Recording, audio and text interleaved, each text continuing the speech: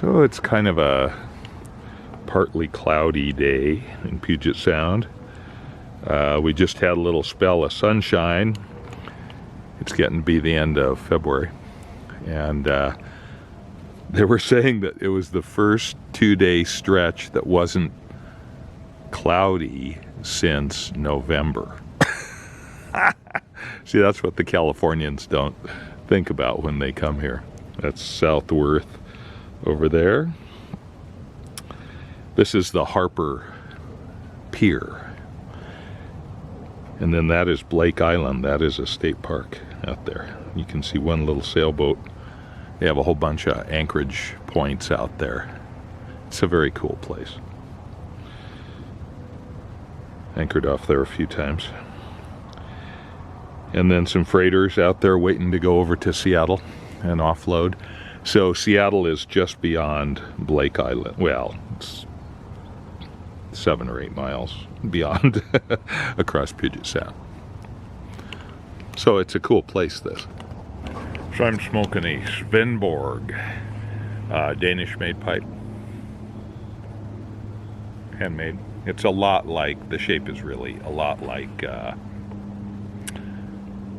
Peterson. I forget what their shape is called, but I mean it's pretty darn close. This is handmade, but, and I got it as an estate pipe, so it was a good value.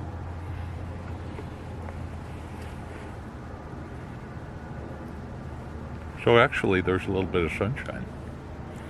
Yay. Yeah, I was feeling just kind of out of sorts. Just not, just kind of depressed. So I don't know why. You know, it's seasonal affective disorder probably.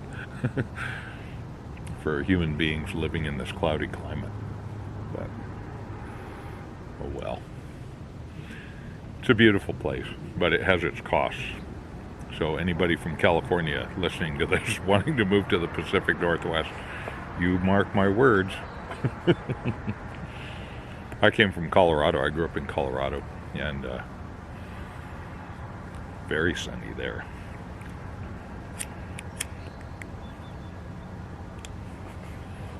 So if there are any Icelandic pipe smokers watching this by chance, who knows? A couple of friends of mine are going to Iceland at the end of the end of April, no, the end of May into the 1st of June. So they'll be there, and they're all about pipe smoking and pipe smoking with other guys. So they asked me to go, and I just, you know, they're making all the arrangements and stuff, and I tell you, I guess it's a seasonal affective thing. I just did not feel up to it. So I told them no, and that was really hard to do. They're great to travel with. But, yeah, I don't know. And the cost isn't all that great. You know, Iceland is only 7 hours from Seattle. And on Icelandic, it's pretty cheap, like $4.50-ish. So, you know, it's not really the cost as much. But anyway, I'm not going, as far as I know. That could change, I suppose. But what am I smoking? I'm smoking some Seattle Pipe Club potlatch. So I picked up a couple ounces. I went into the Tinderbox franchise in Tacoma. I was just coming up from a meeting in Olympia. Stopped in, and I usually just zip right by it. It's kind of off the freeway. You can see it, but it's like, how to get there? It's right, yeah.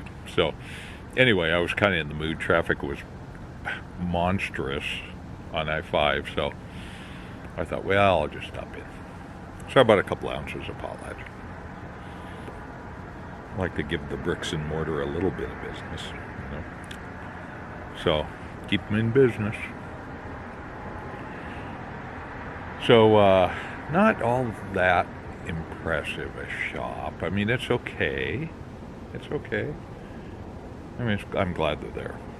They have a few estate pipes even, you know, so it wasn't really anything that caught my eye, but yeah, not a hookah shop at least. You know? So anyway, my friends are going to be in Iceland, and they would love to have a pipe smoke and chat with whoever's available to do that. So yeah, so that's the end of May into June, and then they're flying on to Finland and then to Sweden. So yeah, I just didn't want to take the time. My head's just not there. So, but I am going to have a little adventure. I've been looking to replace the KLR 650 motorcycle, the little dual sport, and I'm just a weird guy. I'm just weird, and I own it. This is only one very minor aspect. So anyway, I was looking at Honda NC 700Xs.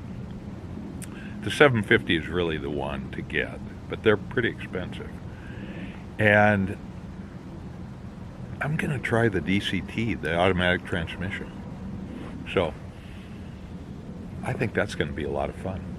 So we'll see. But there was a nice 2012 bike down in Tucson. So if I'll probably sell my KLR to a buddy of mine, so I won't get full value for it, but that'll partly defray the cost. And it's owned currently by a retired guy who spends winters in Tucson. So he is heading back to the Midwest like the first week of March. So I need to connect with him before then. That's coming right up. So I looked at airline tickets, and I can get a quick hop down there for $200. So that's kind of the plan, is I'm gonna take a helmet and some riding gear, a few spare parts, and my credit card, and ride the thing back to Seattle. Now, it's February, so it is possible that you could blast up I-5, but you have to cross the Siskiyous, which are a relatively high pass and often snowed in and prone to storms. So it'll all be by playing it by ear. You have to cross the Coast Range if you go over to the ocean to get around the Siskiyous. So to ride back,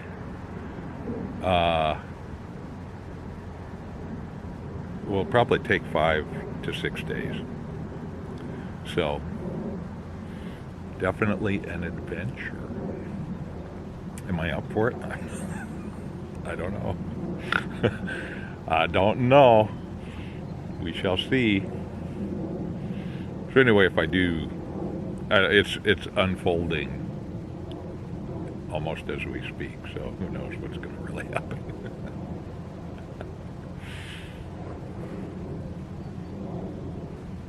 And it would be kind of nice to leave it down there and then fly back when the weather's nice. And I have an old friend from Colorado who, it turns out, lives there. So I looked him up on the web and sent a Christmas card. And he did send a letter back. So it would be nice to see him. I'll see him when I'm down there. And I don't know. I doubt if I can leave the bike there. I thought, well, maybe I'll ride to Denver, leave the bike with my brother. But getting to Denver could be a pretty snotty thing too. You know, it just may not be a happening thing. So we create our own adventures. I think, honestly, you know, people who have drama in their lives, and this is a form of drama, actually, a good form, I hope. You know, they don't realize it, but they create it themselves. And so, you know, by the choices we make, we create our own drama.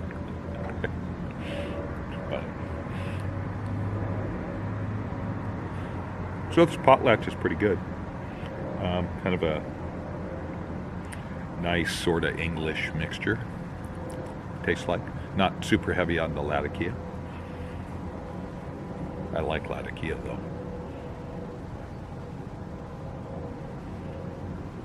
Anyway, the afternoon's kind of shaping up to be nice. I was thinking it was going to be raining by now, but it's not. Yay. Yeah, so we'll see what happens with this bike thing. I have the time to take off from work, and luckily my work is pretty flexible, you know. I do have a couple of meetings next week. I'll just have to miss them. But there's a meeting the following week that I really want to be there for. Otherwise, I would postpone it for a week.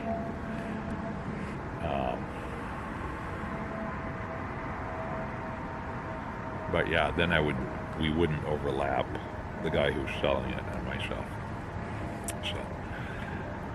So it's all kind of hinging on a lot of pieces parts.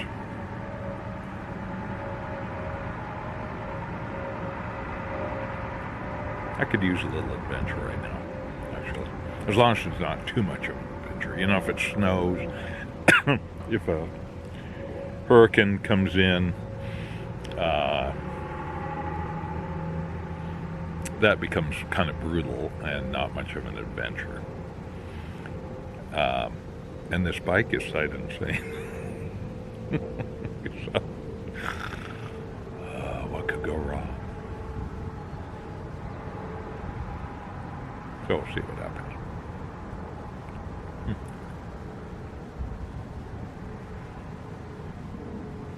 So meantime, we'll just hang out here at the Harper Pier.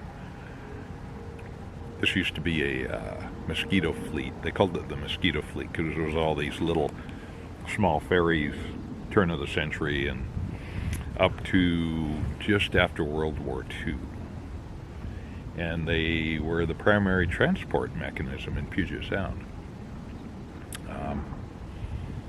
Just like the native folks, primarily used canoes here. There were a few overland trails, but it was mostly by canoe. So too were the early settlers, dependent on those mosquito fleet boats. So this was a prominent stop in southwest. It's in the central Puget Sound, but it's on the west side. Yeah, so the county rebuilt the pier. Luckily, it was kind of falling to pieces. And it's really a fine, they did a fine job. So,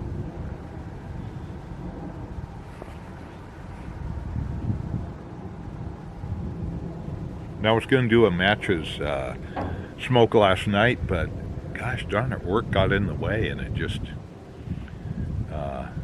wasn't happening. So maybe this is kind of my little matches smoke a day late. I don't think John would mind. Although it's not in a Savinelli, and it's not some kind of wild nicotine-laden burley blend. So I'm violating all the rules. But sometimes you gotta do that.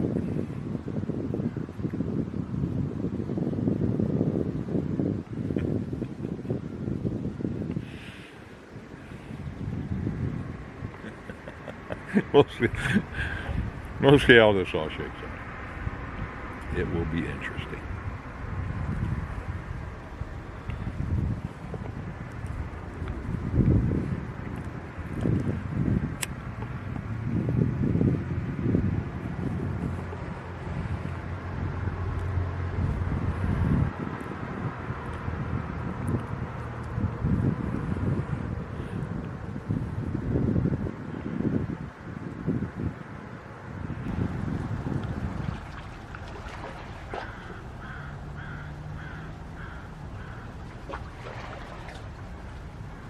So I'm going to read this because it's kind of fun.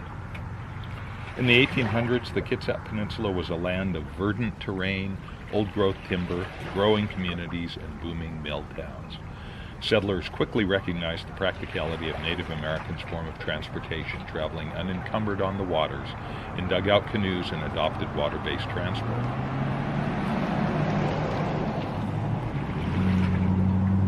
It began with rowboats going to the nearest settlement for mail and staple commodities. Soon, a sail and rudder were added to create the faster stoop or plunge. The need for safer, faster, and more reliable all-weather transportation gave rise to small steamboats. These boats buzzed along so quickly, regularly, and numerously that they came to be known as the mosquito fleet.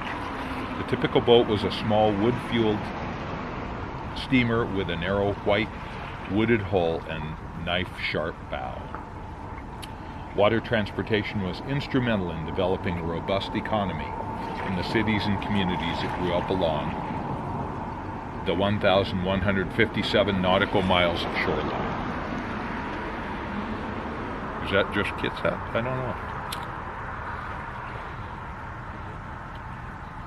That must be all of Puget Sound. Many independent lines competed against each other, vying for passengers, mail, and freight. No one knows exactly how many boats were in the fleet, but estimates run as high as 1,000. The mosquito fleet was gone by the late 1920s. The development of automobiles and trucks and a free highway system with auto ferries to support them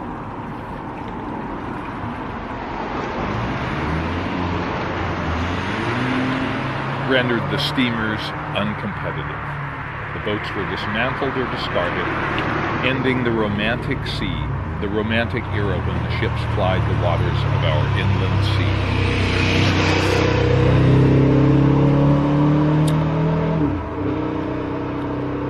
So obviously vehicles using the free highway system, which I always did too. I haven't stopped here very often, but it's a great place. Harper was a convenient stop for steamers in the late 1800s and one of the county's first and busiest ferry terminals. For decades prior to that, Native Americans used the local sand spit to launch canoes for their annual visits to nearby Blake Island, rumored to be the birthplace of Chief Seattle. George Harmon established a modest homestead at what became known as Harmon's Landing in the 1870s. Boats nosed up on the shore and unloaded passengers and goods via a bow ramp, although a pier was later built. Harmon operated a small milling operation, planted an apple orchard, and raised livestock. He and his Native American wife, known as Jenny, raised 10 children. Their first son, George Jr., applied for a post office about 1900 and named the small town Harper after Frederick Harper, a neighbor and a former state senator.